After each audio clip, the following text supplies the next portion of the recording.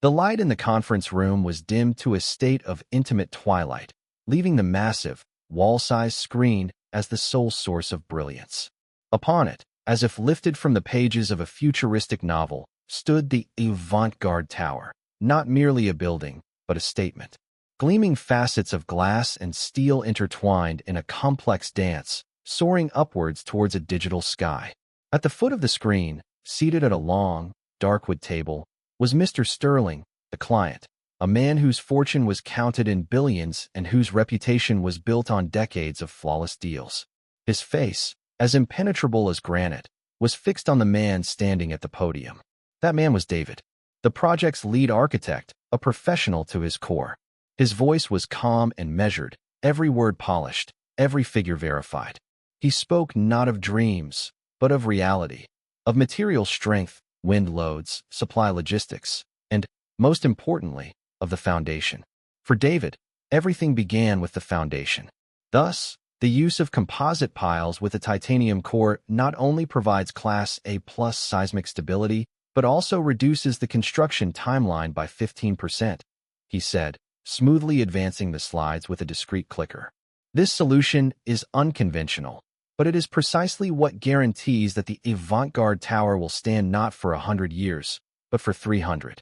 We are not just building a skyscraper, Mr. Sterling. We are building a legacy. There was no pathos in his words, only the cold, irrefutable confidence of a man who knew his craft. He was in his element. The team seated behind him watched him with respect. They knew how many sleepless nights had been invested in these calculations, how many arguments with engineers and suppliers had been won through his sheer persistence. It was at that moment that the conference room door opened silently. Regina, the head of the regional office, appeared in the doorway. She was dressed in an immaculate, custom-tailored ivory suit that contrasted sharply with the room's dark palette.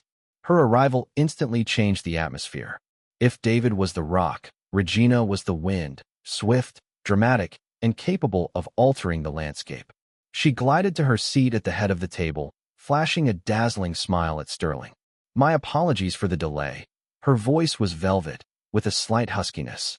"An important call from headquarters. David, please continue. You were speaking so passionately about piles." The last phrase was delivered with a barely perceptible note of condescension, as if he were discussing not a key structural element worth $500 million, but a child's building blocks. David paused for a fraction of a second, nodded, and returned to his presentation. But the air was already charged. "Moving on to energy efficiency, we've developed a closed-loop system," he began. "One moment, David," Regina interrupted again. She wasn't addressing him directly. Her gaze was locked on Mr. Sterling.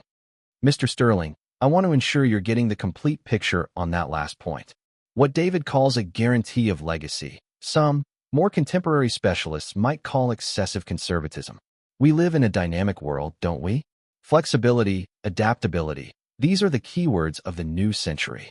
We're not building a mausoleum. We're building a living, breathing organism." David froze. It was a direct hit. She hadn't just questioned his decision. She had framed him as a relic, a man of the past. He could feel the eyes of his colleagues on his back. Maintaining an icy calm, he replied, addressing only Sterling. "The building's flexibility is ensured by other systems, which I will detail next. The foundation is not where flexibility is appropriate. It is where you need absolute certainty." Of course, Regina agreed easily, waving his words away like a pesky fly. "No one is arguing that. It's just crucial to see the whole picture, not to get bogged down in the details, but to think in paradigms. We aren't just contractors, after all. We are visionaries. We aren't selling square footage, we're selling the future." She had taken his precise, engineered presentation and wrapped it in the glossy packaging of fashionable marketing terms. Every word she spoke was a subtle barb aimed at his professionalism. She didn't argue with his facts. She devalued them. David moved to the next section, the security systems. He spoke of multi-layered access, biometric identification, and evacuation protocols. "Forgive me for interjecting again," Regina cut in for a third time, her smile widening. "But listening to you, David, I can't shake the feeling of a certain rigidity. All these protocols, these restrictions. We are creating a space for free, creative people, and you're proposing a digital fortress. Perhaps we should consider a more inclusive approach, one of trust, of community? Instead of building walls, perhaps we should be building bridges? This was no longer just devaluation. This was sabotage. She was deliberately twisting the meaning of his proposals, replacing technical necessities with social demagoguery. Inclusivity and community had nothing to do with fire safety protocols, but from her lips, it sounded progressive and persuasive. She was subtly but persistently painting a picture. Here was David, a middle-aged white man, a representative of the old guard, with his fortress mentality. And here she was, a modern, sensitive leader who thought about people. Mr. Sterling's brow furrowed slightly. He was an old, experienced predator and could sense falsehood. But he also understood that an internal power struggle was unfolding before him, and it was not in his interest to take a side. He simply listened. David felt a cold knot tighten in his gut, but not a single muscle twitched on his face. He slowly scanned the room, his eyes resting for a fraction of a second on Regina before returning to the client. The safety of people, Mr. Sterling, he said, his voice even, is not a matter of trust or ideology. It is a matter of physics and mathematics. And on that subject, there can be no compromises. He finished his portion of the presentation in a heavy silence. Regina immediately rose, walked to the screen, and replaced him at the podium. "Thank you, David, for that thorough technical deep dive," she said, her voice filled with the patronage one uses for a diligent but not particularly bright student. "And now, allow me to tell you what the avant-garde tower will truly become for this city. Let's talk about the soul of this project." And she began to speak. She spoke beautifully, passionately, persuasively. She spoke of synergy, of a cultural hub, of a new center of gravity for talented youth. She used slides David had never seen before, filled with bright collages of smiling people and abstract diagrams. She effortlessly appropriated the entire conceptual part of the project, leaving David with the role of a boring technician digging around in his piles.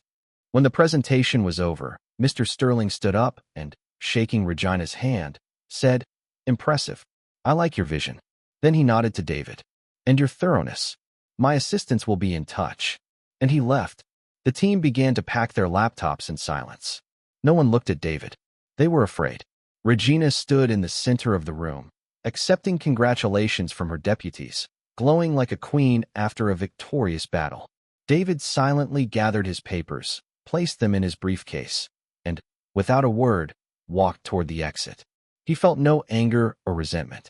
Those emotions were useless luxuries. Inside him, there was an absolute, ringing silence. And in that silence, a decision was being formed. He knew exactly what he had to do. Today was not an end. It was a beginning. The elevator doors slid shut, encasing David in a box of brushed steel and silence. He didn't jab the button for the ground floor. Instead, his finger pressed the button for his own floor, the 45th. As the elevator ascended, the frantic energy of the day began to recede, replaced by the quiet hum of the building's massive machinery. He felt the familiar, gentle pressure as the car slowed, and the doors opened onto the deserted expanse of the architectural department. The open-plan office, usually a hive of quiet activity, was now a ghost town of sleeping computer monitors and empty chairs. The only light came from the emergency fixtures on the ceiling, casting long, distorted shadows that danced like specters. His footsteps were the only sound, echoing softly on the polished concrete floor as he walked towards his workstation in the corner.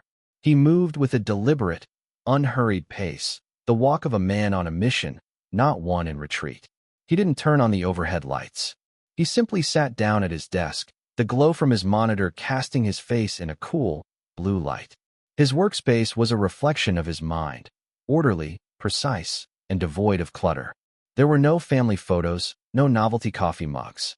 Just the tools of his trade, arranged in perfect alignment. For a moment, he simply stared at the screen, the schematics for the avant-garde tower still displayed. He saw the elegant lines, the complex engineering, the thousands of hours of meticulous work. He saw the foundation she had so glibly dismissed. Then, with a few keystrokes, he closed the program. He moved his cursor to a location on his desktop that looked like an empty pixel, a tiny flaw in the screen's perfection. He clicked it 3 times. A simple, unadorned dialog box appeared in the center of the screen, asking for a password. It was not a corporate login. This was something else entirely. Something older. He typed the password, Nix_Hill_77. The dialog box vanished, replaced by a secure, text-based terminal.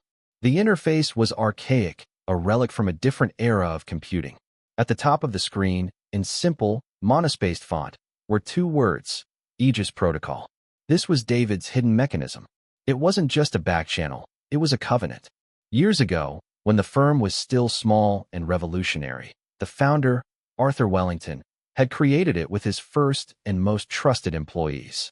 It was a failsafe, a direct line to him, to be used only in the event that the company's core principles, integrity, excellence, and truth, were under existential threat from within. Wellington was long retired now, a mythical figure living on a remote island, but he still held the controlling shares and, more importantly, the company's soul. David was one of the last 5 people in the entire global corporation who still had access. He hadn't used it in over a decade. His fingers moved across the keyboard, the clicks sharp and distinct in the silence. The message was not long, nor was it emotional. It was a report. To the Wellington. From D. Caulfield. Subject: Protocol Aegis Activation. Sir, this message is to inform you of a critical integrity breach at the North American branch, culminating today, August 24, 2025. Event: Final client presentation for Project Avant-Garde. Action: Branch head Regina Miles engaged in a deliberate course of action to professionally sabotage the lead architect during the presentation. This involved public mischaracterization of foundational engineering principles, the introduction of unvetted conceptual materials, and a coordinated effort to undermine the technical authority of the project lead in the presence of the client. Assessment: This action jeopardizes a $1.2 billion contract. More critically, it represents a pattern of behavior that places image over substance and personal ambition over the firm's commitment to engineering excellence. It is a fundamental violation of our ethos. Attached is a single data packet, eventlog_project_avantgarde.dat. The file contains 1. The final, approved presentation deck versus the unapproved version presented by Ms. Miles. 2. A timestamped transcript of the meeting generated by the conference room's internal system. 3. A chain of internal memos from the past 6 months in which I formally raised concerns over structural and safety compromises proposed by Ms. Miles, all of which were dismissed without technical review. I have activated the protocol. My duty is done. The rest is in the hands of the system. Respectfully, David Caulfield. He attached the file. It was a small, tightly encrypted package containing the cold, hard, irrefutable truth. There was no opinion in it, just data. He read the message one last time, his face impassive. Then he clicked send. The message vanished from the screen, sent into the digital void, on its way to a man who had built an empire on the principle that the foundation is everything.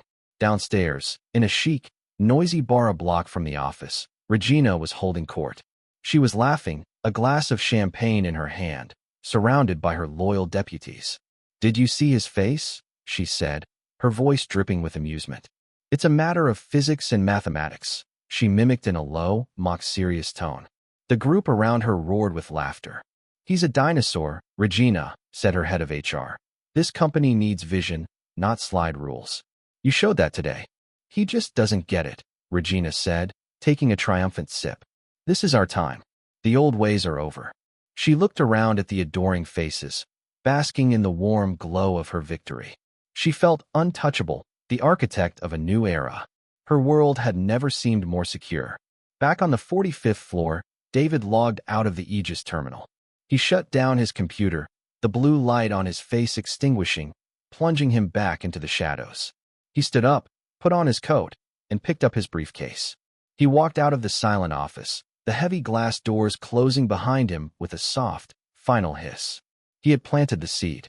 Now, all he had to do was wait for the tree of justice to grow. And he knew it would not take long. It was 2 days later. 48 hours in which the office had settled back into its normal rhythm. The tension from the presentation had dissipated, replaced by a triumphant hum emanating from Regina's circle of loyalists. David had kept to himself, working with his usual quiet intensity, responding to emails, and refining schematics. He offered no commentary on the meeting, displayed no sign of resentment. To the casual observer, he was a man who had accepted his defeat. Regina saw this and interpreted it as weakness, a confirmation of her dominance. At precisely 10 a.m. on Wednesday, the glass doors to the main reception area slid open. Two figures stepped through. They were not clients. They were not vendors. They did not carry briefcases filled with marketing materials. They carried an aura of absolute, indisputable authority. The man was in his late 50s, with a severe, immaculately tailored charcoal suit and a face that looked like it had been carved from stone. This was Marcus Thorne, the global head of internal security, a man who reported directly to the main board and, by extension, to Arthur Wellington himself. He was a corporate ghost, a name whispered in hushed tones, whose physical appearance in an office signaled a corporate death sentence. The woman beside him was younger, perhaps early 40s, with sharp, intelligent eyes behind minimalist glasses. Her name was Eleanor Vance, the firm's chief legal counsel. She held a single, slim leather portfolio. Where Thorne was the sword, Vance was the scalpel, precise, incisive, and capable of dissecting any corporate body with devastating skill. They did not stop at the reception desk. They walked past the bewildered receptionist as if she were a piece of furniture, their destination clear. The low hum of the office began to falter as heads lifted from monitors. Conversations died mid-sentence. Their path cut directly through the open-plan workspace, a silent, deadly procession heading straight for Regina's glass-walled office at the far end. Regina was on a video call, laughing, her posture relaxed. She saw them approaching in the reflection on her screen. Her smile froze, then vanished. She quickly ended the call, rising from her chair as Thorne and Vance entered without knocking. "Marcus? Eleanor? What a surprise," she said, her voice a little too bright. "To what do I owe the pleasure? I didn't realize you were in town." Thorne did not smile. He placed a small, metallic device on her desk. It was a high-level network jammer. "This is not a social visit, Ms. Miles. This is a full-spectrum operational audit, effective immediately. All external communications from this office are now suspended." Eleanor Vance stepped forward, opening her portfolio. "As of 10:02 a.m., your executive authority is temporarily rescinded pending the outcome of this investigation," she stated, her tone flat and devoid of emotion. "You will surrender all company-issued devices. You will not access the network. You will not speak to any employee regarding this matter. A full team is arriving in 30 minutes to begin the process. You will cooperate fully. Is that understood?" Regina's face had gone pale. The confident, regal aura she projected had evaporated, replaced by a flicker of raw panic. "An audit? On what grounds? Our quarterly numbers are the best in the Western Hemisphere. This is absurd. The grounds are a potential breach of fiduciary duty and a violation of the firm's core ethical mandate," Vance replied, her eyes cold. "The audit is non-negotiable. It was authorized at the highest possible level." "The highest level?" "The board," Regina stammered, trying to regain her footing. "I speak with the board all the time. No one mentioned anything." Thorne finally spoke, his voice a low rumble. "We are not talking about the board of directors, Ms. Miles. We are talking about the owner." The word hung in the air. Owner. Not CEO, not chairman, not the board. The owner. Arthur Wellington. For the first time, genuine fear appeared in Regina's eyes. She knew Wellington was an untouchable, almost mythical entity. For him to be involved meant this wasn't a corporate slap on the wrist. This was an inquisition. Meanwhile, outside the glass walls, a quiet, organized chaos had begun. Two junior auditors, men in identical gray suits, had entered David's section. They approached his desk. "Mr. Caulfield?" one of them asked. David looked up. "Yes. We are here to conduct a technical review of Project Avantgarde. We require a complete, unredacted dump of the project server, all related correspondence, and your personal design logs for the past 12 months. David nodded slowly, his expression neutral. "Of course. What is your authorization code?" The auditor recited a long alphanumeric string. David typed it into his terminal. A green light flashed on his screen. "Authorization accepted," he said. "The data transfer has been initiated. It will take approximately 20 minutes. Thank you for your cooperation, Mr. Caulfield." the auditors said, before moving on to the next workstation. The scene was surreal. Thorne and Vance's team, a dozen strong, swept through the office with silent, terrifying efficiency. They were not loud or aggressive. They were quiet, polite, and implacable. They collected laptops, sealed file cabinets with security tape, and escorted key personnel, including Regina's head of HR and her top deputies, into separate conference rooms for interviews. They moved like surgeons, isolating the cancer from the healthy tissue. Regina was ordered to remain in her office, a virtual prisoner. She watched through the glass as her kingdom was dismantled piece by piece. Her authority, which had seemed so absolute just minutes before, was revealed to be a complete illusion. She tried to make a call on her personal cell phone, but the jammer Thorne had placed on her desk rendered it useless. She was cut off, isolated, powerless. She saw the auditors speaking with David. She saw his calm demeanor, his full cooperation. And for the first time, a sliver of suspicion entered her mind. This was too precise. The auditors knew exactly where to look, what to ask for. This wasn't a random audit. It was a targeted strike. And David was at the epicenter of it. She had dismissed him as a relic, a dinosaur. The thought that this quiet, unassuming man could have access to a power that dwarfed her own was so ludicrous, so impossible, that she couldn't fully process it. But the seed of doubt had been planted. Her fatal mistake had not been in underestimating his competence, but in failing to imagine his reach. The audit was not a rapid affair. Thorne and Vance were methodical, their team moving with the unhurried pace of glaciers, grinding down everything in their path. The first day was spent securing the scene, mirroring servers, sequestering devices, and establishing a command center in the main conference room. The atmosphere in the office became one of heavy, anxious silence. Work ground to a halt. Employees spoke in whispers, exchanging nervous glances, wondering if they were witnesses or future subjects of the investigation. On the morning of the second day, the true scope of the inquiry began to reveal itself. Eleanor Vance was not just interested in the avant-garde project. Her legal analysts had already flagged a statistical anomaly that set off alarm bells. In the 3 years since Regina had become branch head, employee turnover in senior positions, project architects, lead engineers, department supervisors, had spiked by 300%. The official records, signed off by Regina's loyal HR director, cited a range of bland reasons: seeking new opportunities, personal reasons, performance-related departures. Vance, however, treated these records as fiction. She was looking for the truth. Her team began compiling a list of every senior employee who had been fired or had resigned under Regina's tenure. Then, one by one, they began to make calls. The first call was to a man named Simon Gallagher, a brilliant but cantankerous structural engineer who had been let go 2 years prior for insubordination. The investigator who called him was polite and formal. "Mr. Gallagher, my name is Arthur Chun. I'm with the legal department at your former firm. We are conducting a confidential internal review and would appreciate a few moments of your time." There was a cynical laugh on the other end of the line. "Let me guess. You want me to sign an NDA extension in exchange for a gift card? No thanks. I've moved on." "Actually, sir," Chun said, his voice unchanging, "we are investigating the circumstances of your departure. Our records state the reason was insubordination following a dispute over the material specifications for the Northlight Tower project. Is that accurate?" Simon Gallagher went silent. The bitterness in his voice was replaced by wary curiosity. "What do you care? That was 2 years ago. We care about the truth, Mr. Gallagher. Was the dispute about your refusal to sign off on the use of substandard steel composites from a supplier named Viridian Alloy?" The silence on the other end was now profound. How did you know that?"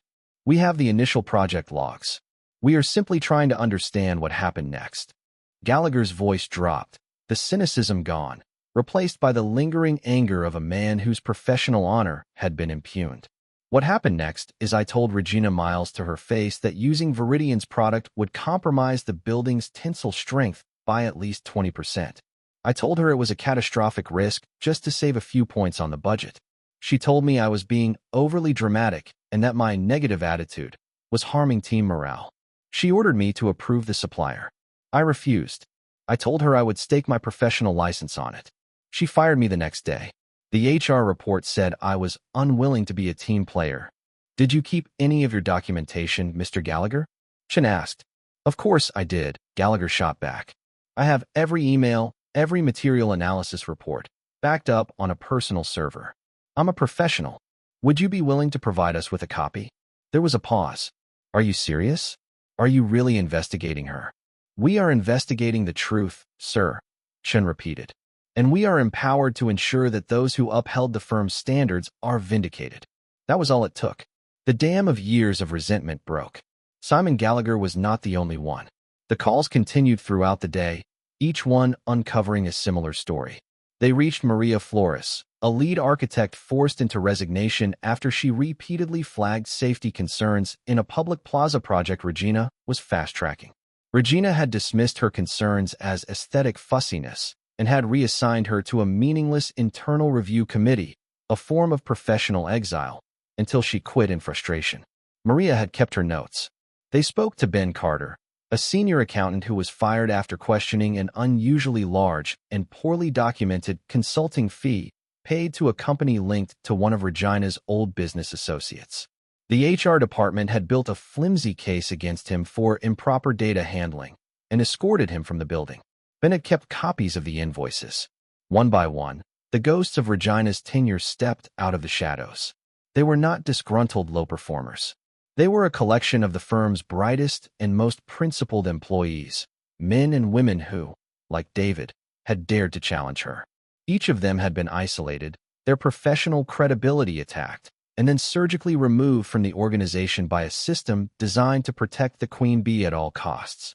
Their stories, when laid out chronologically by Vance's team, painted a devastating picture. This wasn't a series of isolated incidents. It was a clear, multi-year pattern. Regina's method was always the same. Marginalize the expert, attack their character rather than their data, and use the HR apparatus as a weapon to eliminate the threat. In the command center, Eleanor Vance stood before a large digital whiteboard.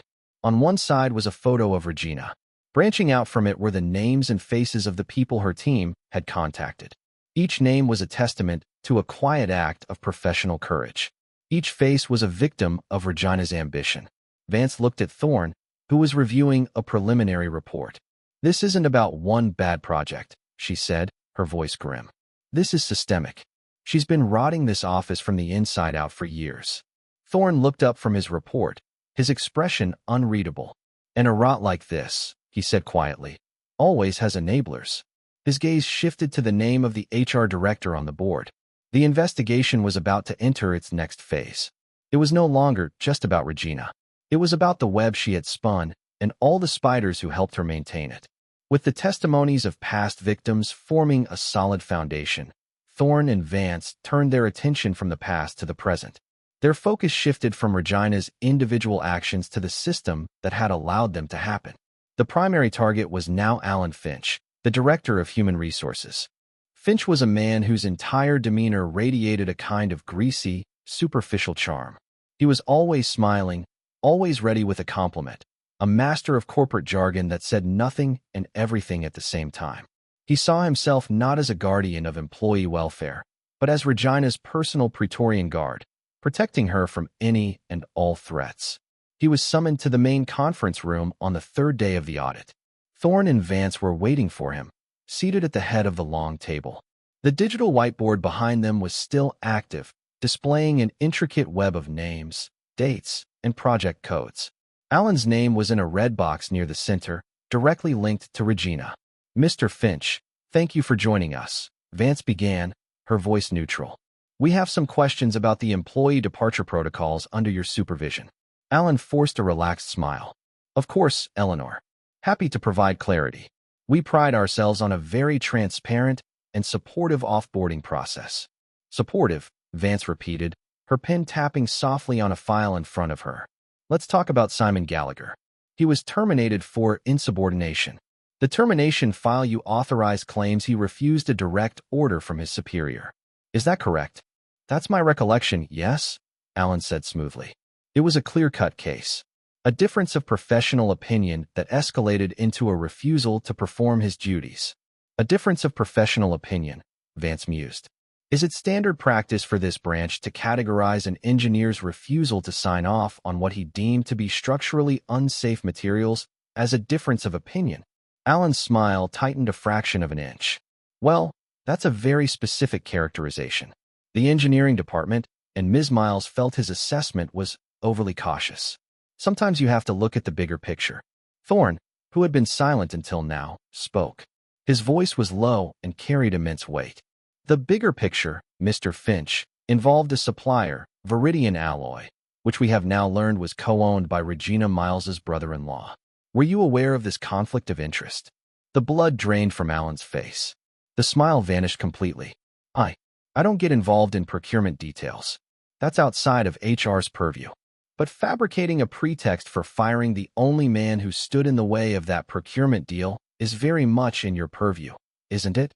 Vance pressed, her voice turning to steel. Let's move on to Maria Flores. Your file says she resigned due to creative differences. Her own contemporaneous notes, which she has provided to us, state she was systematically excluded from project meetings and stripped of her responsibilities after she filed a formal safety complaint about the Public Plaza project. A complaint that was sent directly to you. A complaint we can find no record of in our system.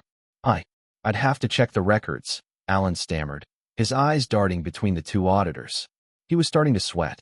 There's no need, Thorne said, sliding a printed document across the table. It was the server log. We checked them for you. The file was received by your terminal at 2:15 p.m. on June 12, 2023. It was permanently deleted 37 minutes later. Would you care to explain that? Alan Finch stared at the log. The evidence was absolute. The digital ghost of his crime was staring back at him. His carefully constructed world of plausible deniability was shattering. Regina, Ms. Miles assured me it was a frivolous complaint, he mumbled, his composure crumbling. She said Flores was just bitter about not getting the lead on another project. She said she would handle it internally. She handled it by having you erase the evidence and helping her push a good architect out of her job, Vance stated flatly. You weren't an HR director, Mr. Finch. You were an accomplice. The interview continued for another hour. Each question a hammer blow, breaking down the walls of his deception.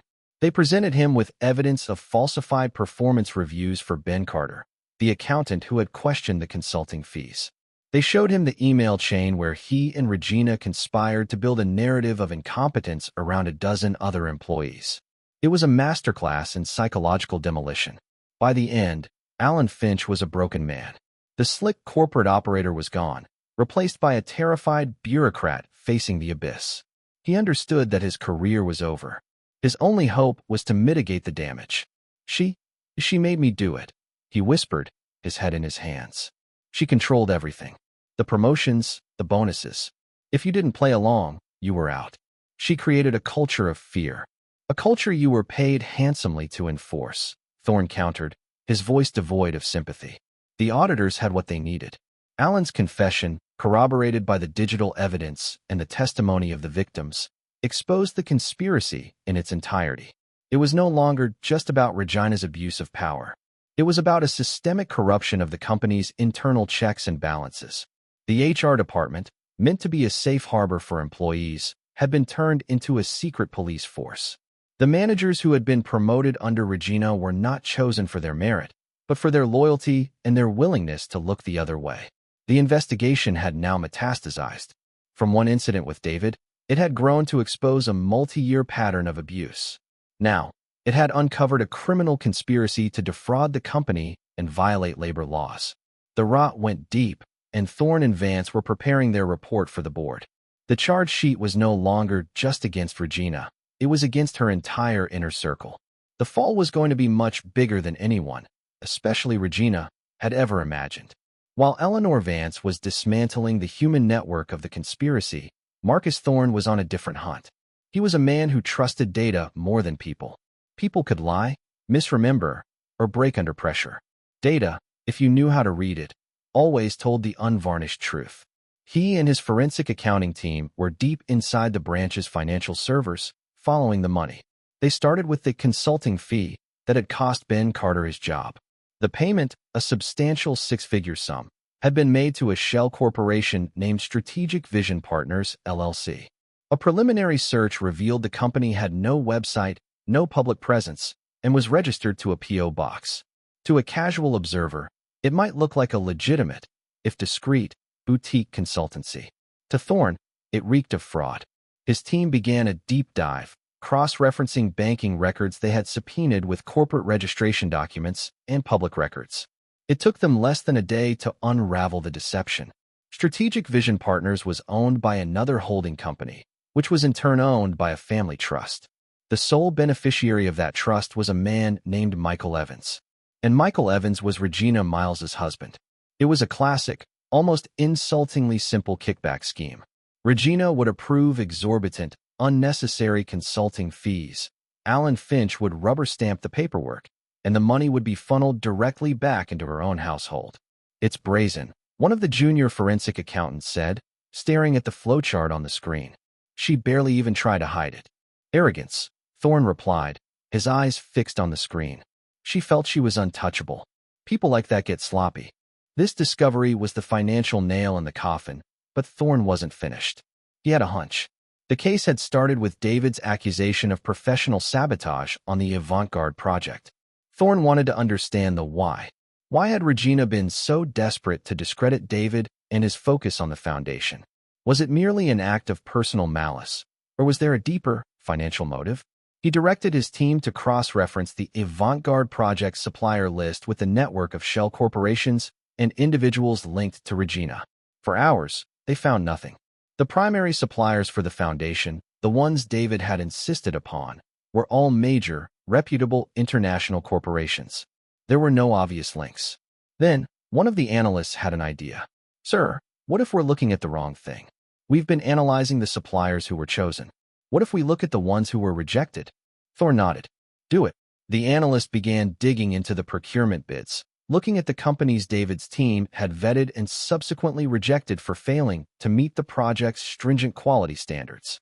He ran the names of their board members and principal owners against Thorne's persons of interest list.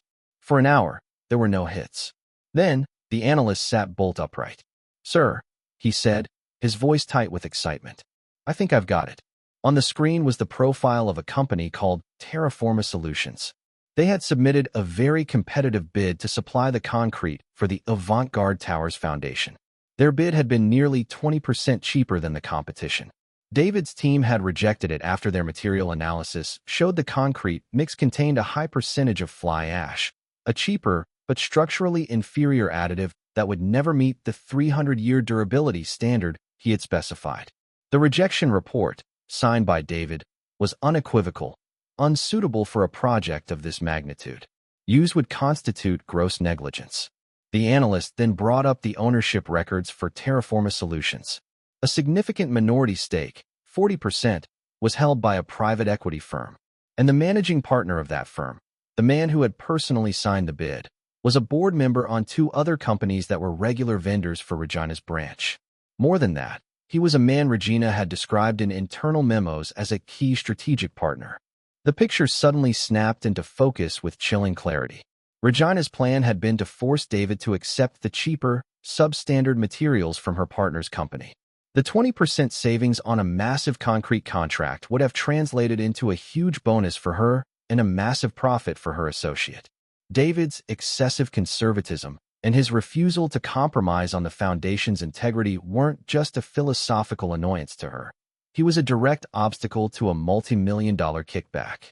Her public humiliation of him during the presentation wasn't just an act of ego.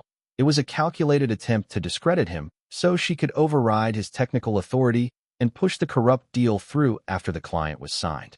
But this revelation was still circumstantial.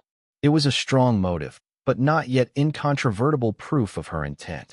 The final piece of the puzzle came from an unexpected source. One of Eleanor Vance's junior lawyers had been tasked with a mundane job, reviewing the recovered emails of Regina's personal assistant. For 2 days, she had waded through a swamp of scheduling requests and lunch orders. Then she found it. It was a draft email, saved in the assistant's drafts folder, never sent. It was addressed to the managing partner at the private equity firm. The subject line was Avant-Garde Update. The email was dated the day before the fateful presentation. The body of the message was short and devastating. He's not budging on the concrete specs. I'll have to handle him tomorrow during the presentation. Once Sterling is on board, we can sideline the architect and push our preferred supplier through during the final procurement phase. Stand by. The assistant had likely typed it up on Regina's verbal orders and been told to wait for final approval before sending. But in her haste, Regina had forgotten about it. It had remained in the drafts folder, a digital time bomb. The lawyer immediately printed the email and walked it into the command center. She handed it to Thorne. He read it once, then twice. His expression didn't change, but a cold, final certainty settled in his eyes. He picked up his phone and dialed a number. "Eleanor," he said, "we have her. It's over." They now possessed the complete, unbroken chain of evidence. The motive, a corrupt procurement deal. The method, a multi-year pattern of abuse and intimidation. The conspiracy, a network of enablers led by her HR director. The financial crimes, a web of shell companies funneling money back to her family. And now, the smoking gun, a written confession of her intent to sabotage her lead architect for personal financial gain. The case was sealed. All that remained was the judgment.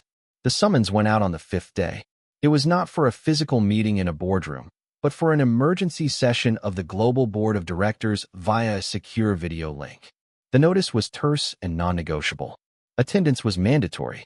The agenda item was singular: presentation of findings. Internal audit in A, 734. Regina was summoned to a small, sterile conference room, empty save for a table, a chair, and a large monitor on the wall. The network jammer was still active. She had been in isolation for days, her confidence eroding with every passing hour of silence. She had tried to project an image of indignant outrage, but inside, a cold dread had taken root. She still didn't know the full extent of what they had found, but she knew it had been triggered by David. The thought was a bitter pill. That a man she considered so insignificant could unleash such a cataclysm was a reality her ego could not fully accept. At the appointed time, the monitor flickered to life. One by one, the faces of the board members appeared in a grid. They were a gallery of the most powerful people in the company, titans of the industry from London, Hong Kong, and New York. Their expressions were uniformly grim. Eleanor Vance and Marcus Thorne appeared in the central pane, seated side by side. Then, a final window opened. It showed an old man with piercing blue eyes and a mane of white hair, seated in a sunlit room with the ocean visible behind him. Arthur Wellington. His presence silenced any potential chatter. He was the founder, the patriarch, the final authority. "Let's begin," Wellington said, his voice raspy but clear. "Ms. Vance, your report." Eleanor Vance began to speak. Her delivery was clinical, precise, and utterly devastating. She did not editorialize or offer opinions. She simply presented the facts, one after another, like a prosecutor laying out an airtight case. She started with the initial complaint, Protocol Aegis, and the sabotage of David Caulfield's presentation. Regina shifted in her chair, preparing her defense. "This is a gross mischaracterization," she interrupted, her voice sharp. "It was a simple disagreement over presentation strategy. Mr. Caulfield is overly sensitive and resistant to collaborative feedback." No one on the board responded. Vance simply paused, looked at Regina with something akin to pity, and then continued as if she hadn't spoken. She moved on to the testimonies of the former employees, Simon Gallagher, Maria Flores, Ben Carter. For each one, she presented a summary of their case, backed by the documents they had provided and the falsified HR records Alan Finch had created. "These are the baseless complaints of disgruntled former employees," Regina snapped, her voice rising. "A common tactic for people who couldn't meet the high standards of performance I set for my branch." Again, the board was silent. Wellington's eyes were fixed on her, his expression unreadable. Vance proceeded to the next phase of the findings, the web of conspiracy. She detailed Alan Finch's full confession, showing the emails where he and Regina had planned the removal of employees who questioned her. Regina's face was now flushed with anger and panic. "Alan is a weak man, trying to save his own skin by shifting blame. This is his word against mine." "It is not," Marcus Thorne's voice boomed, speaking for the first time. The screen switched to his feed. Behind him, a complex flowchart was displayed. "It is his word, corroborated by server logs, financial records, and a clear, demonstrable pattern of criminal behavior. Thorne took over, his tone leaving no room for argument. He methodically detailed the financial crimes. He explained the shell company, Strategic Vision Partners. He showed the incontrovertible proof of the money trail leading directly to her husband's trust. Regina was speechless. Her face had turned a sickly shade of gray. This went far beyond a workplace dispute. This was a criminal indictment. And finally, Thorne said, his voice dropping, "We come to the motive for the events that triggered this audit." He laid out the evidence of the corrupt procurement deal with Terraforma Solutions, the substandard concrete, and the millions of dollars she and her partner stood to gain. "This is speculation. A fantasy," Regina whispered, her voice hoarse. "You have no proof of my intentions." "On the contrary, Ms. Miles," Eleanor Vance said, her voice cutting through the screen. "We do." And then, the final, crushing blow. The draft email from her assistant's computer appeared on the screen for all to see. "He's not budging on the concrete specs. I'll have to handle him tomorrow during the presentation. Once Sterling is on board, we can sideline the architect." Regina stared at the words, her own ruthless ambition memorialized in black and white. There was no defense. There was no escape. She had been so sure of her own cleverness, so contemptuous of those she saw as beneath her, that she had never imagined a system of justice so absolute, so far beyond her ability to manipulate. She had built her small, corrupt kingdom on a foundation of lies, never realizing that the entire structure was under the watchful eye of a king who valued truth above all else. The email vanished from the screen, replaced by the silent, judging faces of the board. The silence stretched for a long, agonizing moment. Then, Arthur Wellington spoke. "Regina Miles," Wellington said, his voice quiet but echoing with finality. "Your actions are a cancer on the body of this company. A company built on the principle that the foundation is everything. You have betrayed our clients, you have abused our employees, and you have sacrificed integrity for greed. You have forgotten who we are." He paused, his gaze unwavering. "Your employment is terminated, effective immediately. All stock options are voided. All bonuses are rescinded. You will be escorted from the building as soon as this call is over. Our legal department will be pursuing full criminal and civil charges for fraud, conspiracy, and embezzlement. We will recover every dollar you have stolen. Mr. Finch and your other co-conspirators will face the same fate." He looked at Thorne. "Marcus, ensure the authorities are notified." Thorne simply nodded. "Already done, sir." Regina stared blankly at the screen, her world collapsing into a single point of silent, screaming horror. She had flown so high, only to be utterly and completely destroyed. The monitor in her room went black. The meeting was over. A moment later, the door opened. Two stoic security guards stood waiting. In the weeks that followed, the firm moved with brutal efficiency. Regina Miles and her inner circle were fired, their names and faces scrubbed from the company's history. The news of the impending criminal charges sent shockwaves through the local business community. The story of a high-flying executive brought down by a quiet architect became a whispered legend. The board offered David the position of branch head. He politely declined. "I'm an architect, not a manager," he explained in a call with Wellington. "My place is here, making sure the buildings we create are worthy of the name on the door." Wellington smiled, a rare and genuine expression. "I expected as much, David. So what do you propose?" "I propose we use this as an opportunity," David said. "I want to help create an independent ethics and oversight committee. It won't report to local branch heads, but directly to the main board. It will have real power to investigate any complaint, at any level, without fear of reprisal. A permanent, transparent version of Protocol Aegis for every employee." Wellington's eyes lit up. "Done," he said without hesitation. "Build it, David. Build us a stronger foundation." The final scene is 6 months later. David is standing on the construction site of the Avant-Garde Tower. The massive foundation is nearly complete, a sprawling labyrinth of steel and concrete, built exactly to his uncompromising specifications. It is a monument to integrity. His phone buzzes. It's an email with the subject line, "Ethics Committee, First Quarterly Report." He opens it and begins to read, a small, satisfied smile on his face. The camera pulls back, showing David as a small figure against the vast, powerful foundation he fought to protect. He didn't just win a battle, he had changed the system. He hadn't sought power or revenge, only justice. And in the end, by activating a protocol built on truth, he had achieved it, ensuring that the legacy of the company, like the tower rising from the ground, would be built to last. Justice, quiet and methodical, had prevailed,